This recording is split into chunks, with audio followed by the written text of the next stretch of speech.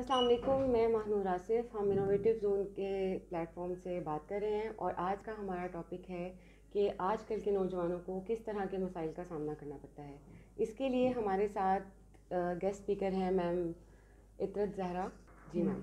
Thank you Manoor, आपने मुझे मौका दिया कि मैं आज इतने अहम मौजू पर लोगों को अपनी राय दे सकूं।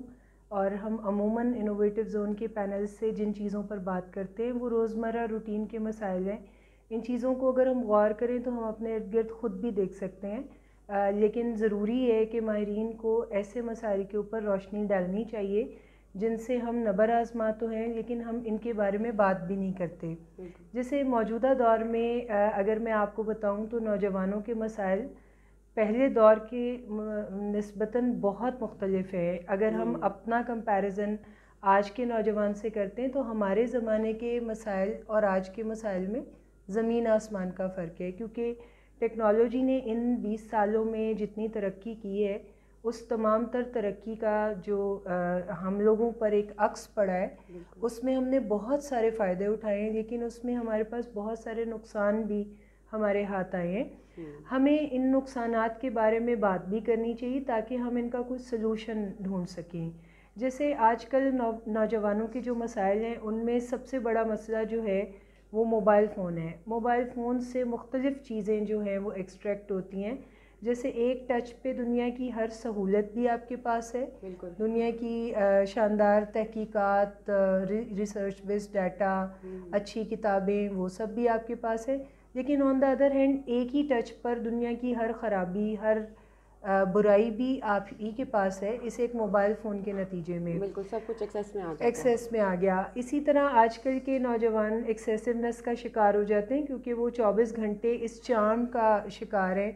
उनके पास एक जादू का बटन है जिस बटन के नीचे वो हर चीज़ को अवेलेबल करवा सकते हैं। और उनकी चॉइसेस, पहले ज़माने में क्या होता था कि हम अगर कोई ख़राब चीज़ चूज़ भी करते थे तो उस ख़राब चीज़ तक जाने के लिए हमें बहुत सी हर्डल्स का सामना करना पड़ता था, मगर आज ऐसा नहीं है।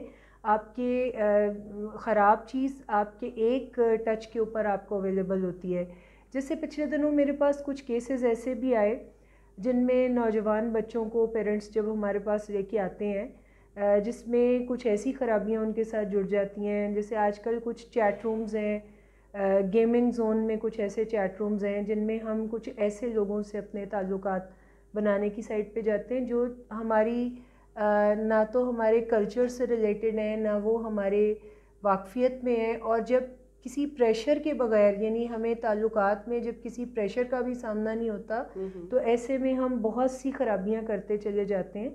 और ऐसे बच्चे भी मेरी नज़र से गुज़रे जिनके बहुत छोटी उम्रों में थ्रेश होल्ड जो हैं वो काफ़ी हाई हो जाते हैं। इसी किस्म के मैसेंजर और चैट रूम्स से वो जब गो थ्रू होते हैं तो फिर उनकी ज़िंदगी में ख़राबियाँ आती हैं। फिर इससे रिलेटेड कुछ और चीज़ कि आजकल का नौजवान ज़्यादा कूल नज़र आना चाहता है। उसके लिए समहाउ वो हमारे दौर में भी होता था कि हम फ़ैशन का इस्तेमाल करते थे, लेकिन आजकल फ़ैशन में चॉइसेस कुछ और हैं। बच्चे सब्सटेंसेस के यूज़ की तरफ जा रहे हैं। जैसे वेब का इस्तेमाल बहुत छोटी उम्र में स्कूल्स में बच्चे करना शुरू हो जाते हैं, जिससे वो समझते हैं कि वो कूल नज़र आ रहे हैं या वो कुछ बेहतर नज़र आ रहे हैं। लेकिन अगर छोटी उम्र में हम कोई सब्सटेंस यूज़ करते हैं तो जैसे जैसे हमारी एज इंक्रीज़ होती है तो हमारी सब्सटेंस की नीड और डिमांड भी हमारी इंक्रीज़ होती जाती है। तो मैम, आपको लगता है कि ये टेक्नोलॉजी का इस्तेमाल बच्चों को साइकोलॉजिकली मफलूज कर रहा है, उनको गुलाम बना रहा है टेक्नोलॉजी का? देखिए, मैं अगर आपको इस डेफिनेशन के साथ आपके साथ इस सवाल का जवाब दूं कि दुनिया की हर वो चीज़ जब हम एक्सेस के साथ यूज़ करते हैं, यानी उसका इस्तेमाल ज़्यादती के साथ करते हैं, तो फिर वो हमारे लिए नुकसान का बायस बन जाती है, चाहे वो जितनी भी यूज़फुल चीज़ है। तो यहाँ पर आजकल के बच्चे अगर इस कंट्रोल को लूज़ करते हैं अपनी ज़िंदगी में कि वो कितना टाइम टेक्नोलॉजी को दे रहे हैं, वो कितना टाइम दे रहे हैं स्क्रीन को, तो फिर उसके नीचे उन तमाम डिसीजंस हमारे सामने आ जाते हैं कि उनकी फ़िज़िकल हेल्थ जो है वो आपको डिटीरियोरेट होती नज़र आ रही है। उनके मूड मिजाज में जो उनकी साइकोलॉजिकल हेल्थ है उस पर बहुत बुरा असर पड़ रहा है। वो आपको हर वक्त इरिटेबल नज़र आते हैं, उनमें झुंझलाहट, उनमें अदम बर्दाश्त, उनमें अदम तवज्जो, कि वो कंसंट्रेट नहीं कर पा रहे होते, उनमें गुस्सा, और वो बड़ों की बात को अंडरस्टैंड करने के भी काबिल नहीं हो रहे होते।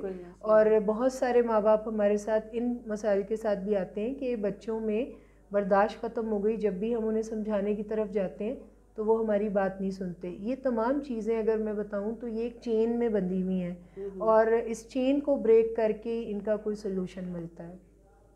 तो यही वजह है कि आजकल के बच्चे जो हैं वो माँ बाप से बहुत दूर होते जा रहे हैं और उन्हें लगता है कि उनकी फीलिंग्स को माँ बाप नहीं समझ पाएंगे। वो फील करते हैं कि गैप है उनके दरमियान बहुत ज़्यादा। हाँ, क्योंकि उनको पहले ज़माने में बच्चों को माँ बाप से तवज्जो दरकार होती थी, लेकिन आजकल के बच्चों के पास टाइम ही नहीं है कि वो माँ बाप की तवज्जो के लिए इंतज़ार करें, क्योंकि उनके पास ऑल द टाइम एक टच पे कुछ ना कुछ होता है जो उन्होंने पेंडिंग करके रखा होता है कि मैंने इस टाइम पे ये चीज़ देखनी है या ये गेम खेलनी है। तो इस वजह से माँ बाप जो हैं वो उनकी नज़र में लेस वैल्यूएबल होते चले जा रहे हैं, जो हमारे वक्तों में ऐसा नहीं था। यानी मैं इसलिए बार बार कंपैरिजन आपको दे रही हूँ कि बहुत सारे माँ बाप जो हमारी एज ग्रुप के हैं वो ये समझते हैं कि इन बच्चों के मसाइल को उस तरीके से हल किया जा सकता है जिस तरह हमारे माँ बाप ने हमारे मसाइल को हल किया।